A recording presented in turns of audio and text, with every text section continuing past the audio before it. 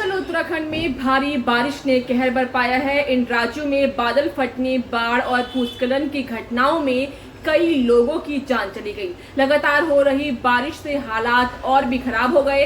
हिमाचल के मंडी में 2 दिन पहले हुई बादल फटने की घटना में मृतकों की संख्या बढ़कर 16 हो गई, जबकि 55 लोग अब भी लापता है। अब आप सोच रहे होंगे कि ये बादल फटना आखिर होता क्या है और कैसे फटता है, तो मौसम विशेषज्ञ से जानिए आखिर बादल फटता कैसे है। बादल फटने की घटनाएं ज्यादा हो रही हैं।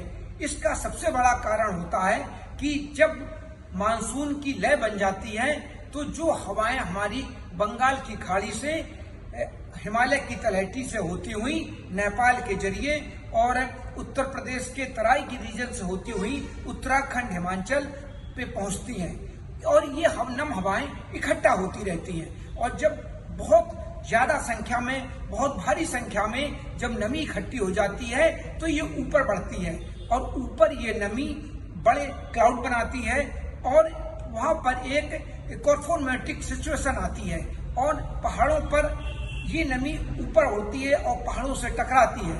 और जब ये बहुत ज्यादा आर्द्रता वाले बादल पहाड़ों से टकराते हैं तो बादल फटने की घटनाएं होती हैं।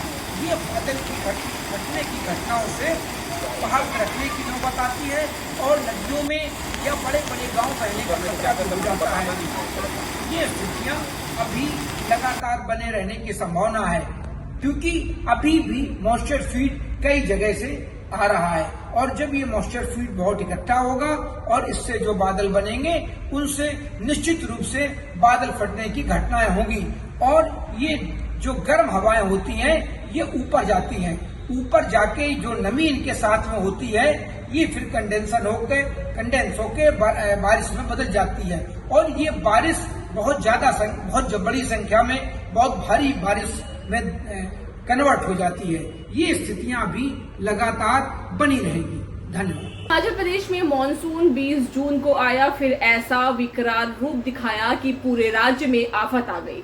कई गांव पूरी तरह से तबाह हो गए, नदियां अभी भी उफान पर हैं और बारिश थमने का नाम नहीं ले रही। रास्तों पर लैंडस्लाइड हो रही है और राज्य में 500 से ज्यादा सड़कें शिमला के अलावा मंडी, बिलासपुर, हमीरपुर, किन्नौर, कुल्लू, लाहौल स्पीति, सिरमौर, सोलन और ऊना जिलों से भी मौतों की खबरें आई। राज्य भर में 100 से ज्यादा लोग घायल हैं। उत्तराखंड का भी हाल ऐसा ही है। बीती रात से जारी मूसलाधार बारिश के कारण यमुनोत्री, गंगोत्री और केदारनाथ धाम के रास्ते में कई जगह लैंडस्लाइड हुआ, सड़कें धंस गईं और यात्रा को बीच में ही रोकना पड़ा।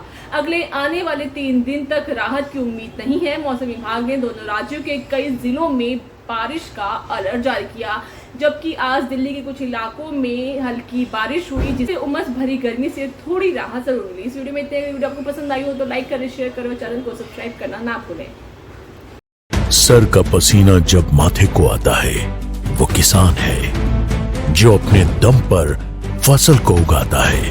आन है, बान है, शान है, किसान है। किसान इंडिया, चलेगा हल, बढ़ेगा बल।